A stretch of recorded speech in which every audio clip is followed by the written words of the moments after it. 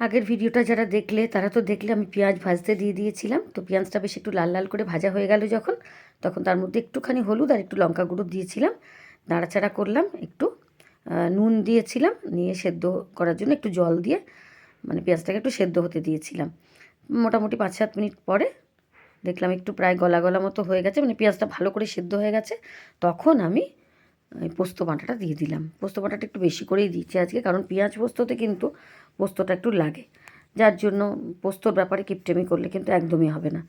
তো যাই হোক, পেঁয়াজ পোস্ত মোটামুটি রেডি।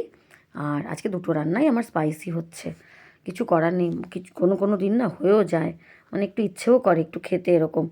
তো যাই হোক, পেঁপে সেদ্ধ ইয়ে করেছি, ভাতে প্রথমেই খাবো, আর কালকেও একটু হালকা হালকাই খাওয়ার চেষ্টা করব, দেখা যাক। তো আজকেরটা তো খাই। এই দেখো আমার মশলাটা ভাজা হচ্ছে। মশলার মধ্যে দেওয়া আছে জিরে, টমেটো, একটুখানি পেঁয়াজ, হাফ পেঁয়াজ দিয়েছি, ওটাকে মিক্সিতে ভালো করে পেস্ট করে নিয়েছি।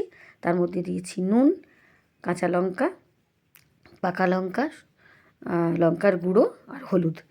আর মাছ ভাজা হওয়ার পরে যে তেলটা কিছুটা তুলে রেখেছিলাম, সেই তেলটা আবার একটু দিলাম, কারণ একটু তেলটা কম কম লাগছে, কারণ নাম যখন তেল কই, তেল তো একটু দিতেই হবে বাপু, কিছু করার নেই। তো 4 পিস মাছ, এটা ভাজা মাছগুলো দিয়ে দিলাম। মাছগুলো কিন্তু আমি খুব একটা কড়া করে ভাজিনি, কারণ কই মাছ খুব একটা কড়া ভাজলে ভালো লাগে না, শক্ত হয়ে যায়। তো এবার মাছগুলো দিয়ে দিলাম, দিয়ে একটু নাড়াচাড়া করার পরই হালকা করে জল দিয়ে, গরম জল দিলে একটু ভালো হতো, তবে আজকে আমি গরম জল সত্যি কথা বলতে দিতে পারিনি। এই দেখো ধনেপাতা দিয়ে নামিয়ে দিয়েছি, তেল কই কিন্তু রেডি। আর পেঁয়াজ পোস্ত কেমন হয়েছে, দুটোই কেমন হয়েছে তোমরা কিন্তু কমেন্টে অবশ্যই জানাবে।